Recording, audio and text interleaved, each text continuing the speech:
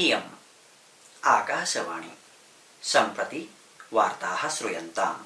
प्रवाचको युवराज भट्टराई।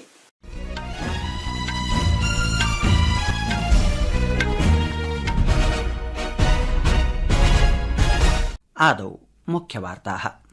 प्रधानमन्त्री श्री नरेन्द्र मोदी ओडिशा सर्वकारस्य महिला केन्द्रित प्रमुख योजनां सुभद्रा योजनाम् उद्घाटितवान्। एतदतिरिच्य श्री मोदी समस्ते देशे प्रधानमन्त्री आवास योजना ग्रामीणस्य अन्तर्गतं प्रायः 10 लक्षमितेभ्यः लाभार्थिभ्यः प्रथमं किस्त इत्याख्यं धनपुटकमपि समर्पितवान्।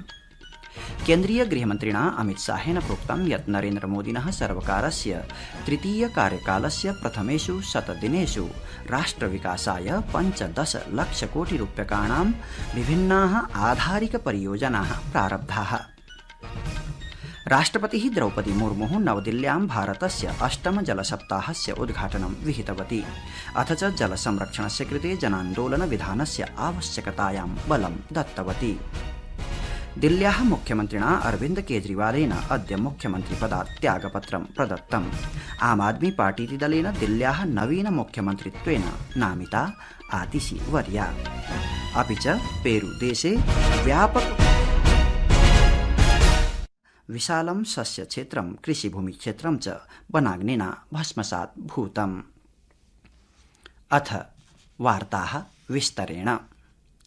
प्रधानमन्त्री श्री नरेन्द्र मोदी अद्य ओडिशा सर्वकारस्य महिला केन्द्रितं पदक्षेपं सुभद्रा योजनया साकं भुवनेश्वर मध्ये रेलपट्टिकायाः राष्ट्रिय राजमार्ग परियोजनायाः च शुभारम्भं कृतवान्। तत्र हि बीजू पटनायक अन्ताराष्ट्रिय विमानपत्तने प्रधानमन्त्रिणः मोदिनः शुभागमने तस्य भव्यं स्वागतं समनुष्ठितम्।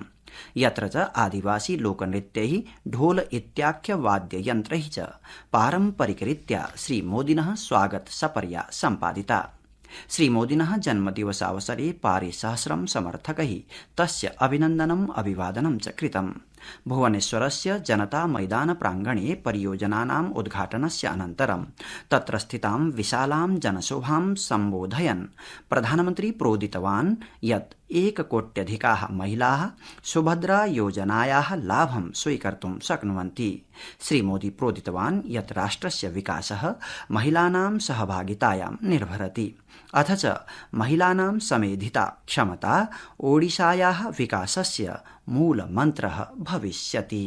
साथियों, कोई भी देश, कोई भी राज्य तभी आगे बढ़ता है जब उसके विकास में उसकी आधी आबादी यानी हमारी नारी शक्ति की बराबर भागीदारी होती है।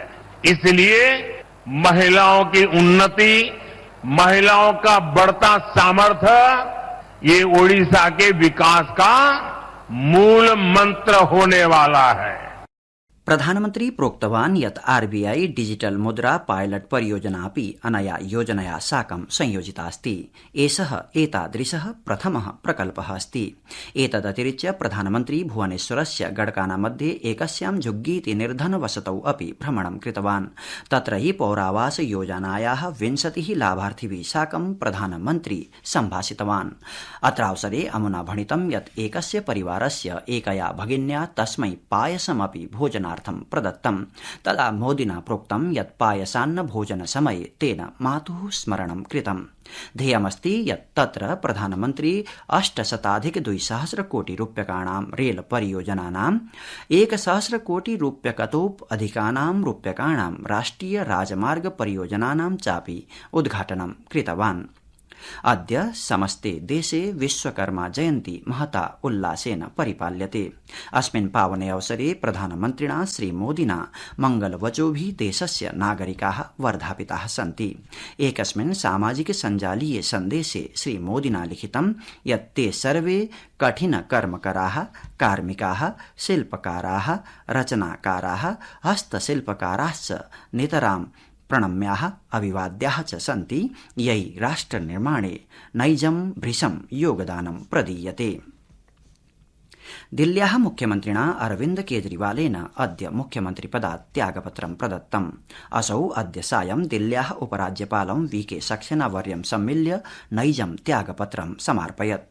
अथ च अत्रावसरे आम आदमी पार्टीति दलेन अद्य घोषणा कृता यत् दलस्य वरिष्ठा नेत्री आतिशी दिल्ल्याः नवीना मुख्यमन्त्री भविष्यति। अद्य नवदिल्ल्याम् आप दलस्य विधायकानाम् उपवेशनस्य अवसरे एषा आप विधायक दलस्य नेत्री प्रचितास्ति।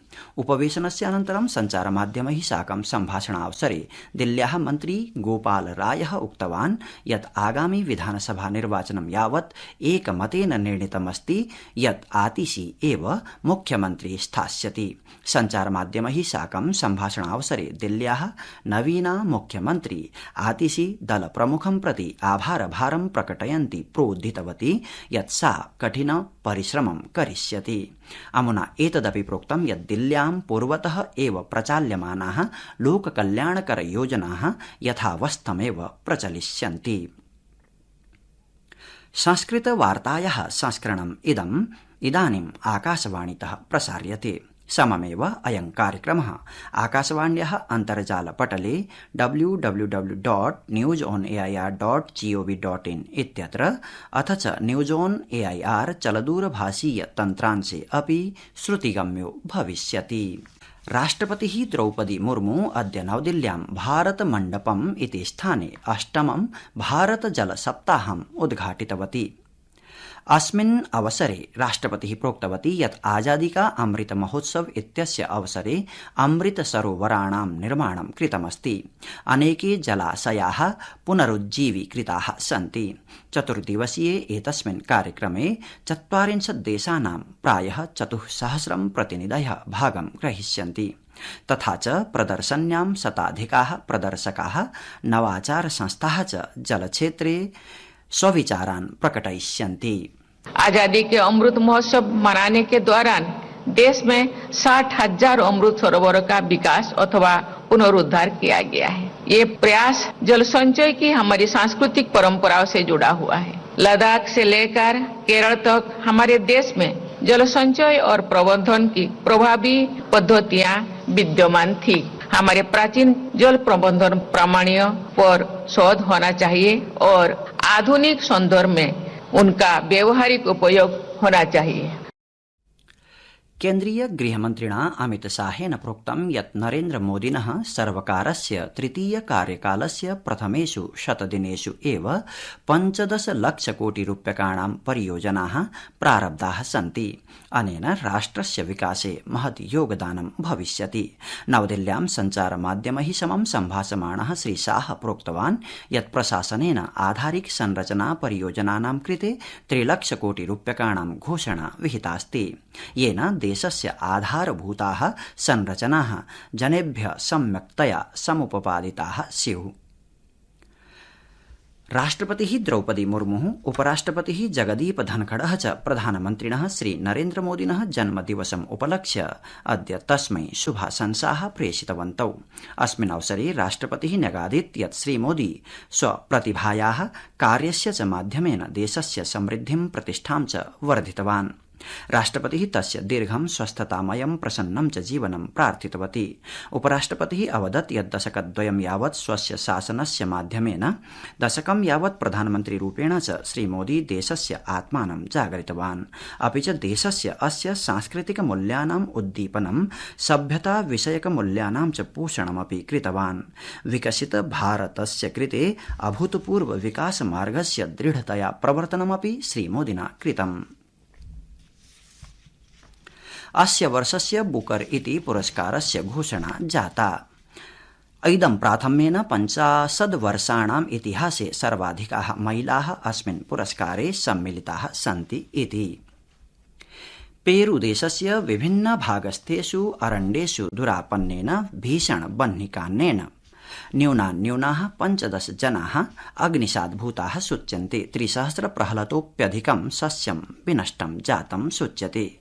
पेरू देशस्य प्रधानमन्त्री गुस्तावो इन्द्रियाजेन इत्यसौ एण्डियान् अरण्यस्य, एमेजोन अरण्यस्य च समुपस्थेषु क्षेत्रेषु घासप्राङ्गणेषु अग्निप्रज्वालनं निषेधितवान् अस्ति, यतोहि तत्र हि घोरेषु अरण्येषु अग्निकाण्डं द्रुतं प्रसरति इति वार्ताः।